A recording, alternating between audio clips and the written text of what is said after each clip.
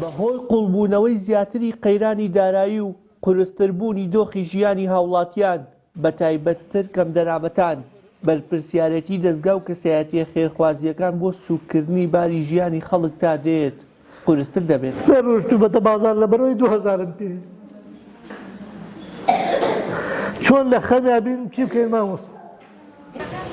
لە نێوترین هەنگاویشدا لە ڕێگەی مامۆستا سەباح قارەمانی کەسایەتی ناوچەی شارەزور پێداویستی جەژنیان بۆ 150 منداڵی بێباوک دابش کرد. من سەرەتا بە ناوی خۆم و دەستخۆشی لەم خێرخوازە ئەەکەم کە ئەمڕۆ هاتین بۆ جلکڕین بۆ جەژن بۆ سەد مناڵی بێباوکان و بێدایکان و بە تایبەتی دەستخۆشیمان هەیە بۆ کاک سەباح خوای گەورە پاداشتیان بداتەوە و خێرخوازان خێری ئەوانیش بکات ئینشاءالله.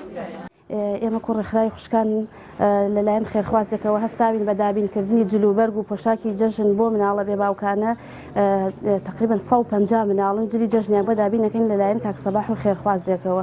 خوای گەورە پاداشتی خێریان باتەوە بۆ ئەم مناڵانە کە دڵیان خۆشەکەن خوای گەورە دڵیان زیاتر خۆشکە. مامۆستا سەباح قارەمانی ڕەتی دەکاتەوە هەوڵەکەیان تەنیا لە سنووری شارەزور دابێت بەڵکو شارەکانی هەڵەبجە و سەی سادق و عربەت و چەمچەماڵ و شۆڕش و چەندین ناوچەی دیکەش دەگرێتەوە. بە زیاتر لە 1000 منداڵ لە دەڤەری گەرمیان و شارەزور جلی جەژنیان بۆ ئامادەکەین. جاسپاس بۆخوا ئەوە ئێستا کە لە قەزای شارەزور بە ڕێژەی 150 منداڵ کە لێرە لەم دوکانانن بۆ ئەوەی کەوا بەویستی خۆیان و بە ئارزوی خۆیان جلەکە هەڵبژێرن و خۆیان ئامادەکەن و بۆ جەژن. بۆ ئێمە بەڕاستی بە دڵخۆشبوونی ئەو منداڵانە دڵخۆشین و کاتێک کە هەستەکەین ئەو خەڵکە با بڵێن ئاسوودە ئەبێ بۆ جەژین ئێمەش پێ دڵخۆشین بۆی داواکەین لە خوای پروردگار هەم لە ئێمەی وەرگێ و هەم لە ئەو خێرخوازانەوە بەرەکەت بخاتە ماڵ و منداڵیانەوە.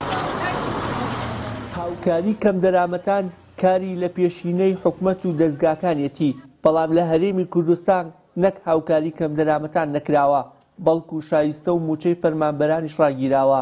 ئەمەش هێندەی دیکە دۆخی هەژارانی قورستر کردووە.